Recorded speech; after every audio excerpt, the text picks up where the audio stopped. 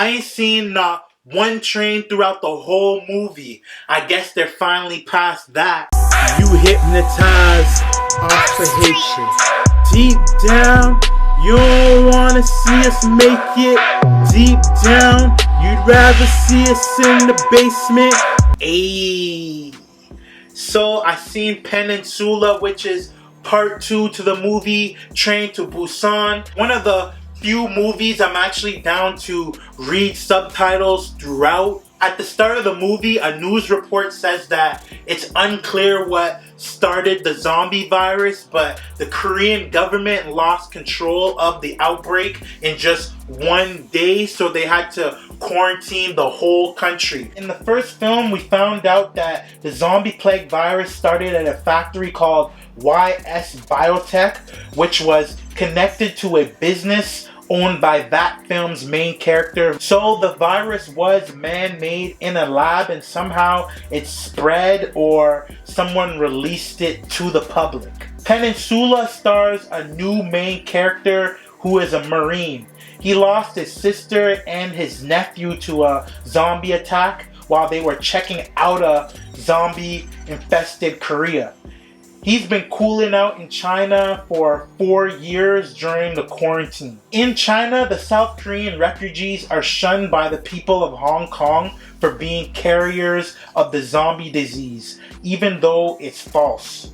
The scene where this went down reminded me of how Chinese people are blamed for the current COVID-19 pandemic, when the facts are regular citizens had nothing to do with it. Being broke and struggling ain't a way to live, and there were no guarantees the Chinese government was going to give the main character refugee status, so him and his brother-in-law, as well as other struggling Koreans, took a mission to go back to Peninsula in Korea to track down and bring back a truck that was loaded with 20 mil in cash. The zombies turned out to be the least of their worries after a military unit turned goon squad called 631 that's been surviving in Peninsula intercepts their truck, and then we get to see how twisted things really are in Peninsula. The militia turned the refugee camp that they were assigned to guard into an internment camp where they pin survivors that they find against zombies for entertainment. The main character links up with a fan that he didn't save in the past when he had the opportunity to, that's somehow been surviving the apocalypse. Together they take on the militia and the zombies to get back the truck so they can escape. In the end, everything worked out for the best, because had everything went down smoothly, they would have gotten snaked. There were mad emotional scenes throughout this movie. Whenever the characters lost a loved one, they shed so many tears, you couldn't help but feel their pain. Peninsula has everything I look for in a zombie flick. It had a cool story, endless waves of flesh-eating zombies, and a whole lot of blood and action.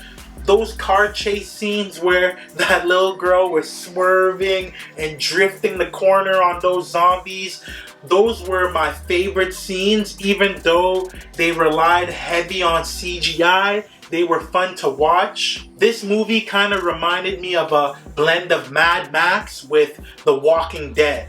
I'm gonna give Peninsula 4 mics. It wasn't as original as the first movie, but it was still dope. The acting from the characters was on point, and the visuals of Korea in ruins was cool too. The movie is literally killing it overseas, so as long as y'all are down to read subtitles, it's gonna do damage over here as well. I like the direction they're going with this series. Hopefully for the next movie, they address how the Korean government plans to get rid of the zombies and take back their country. Let me know what y'all think about Peninsula in the comments below. It's free for y'all to support the channel by liking and subscribing, so make sure y'all do that, and I'm gonna get up with y'all in the next video, alright? Holla at me. I came from uptown, way uptown. I came from uptown, way uptown. I came from uptown, way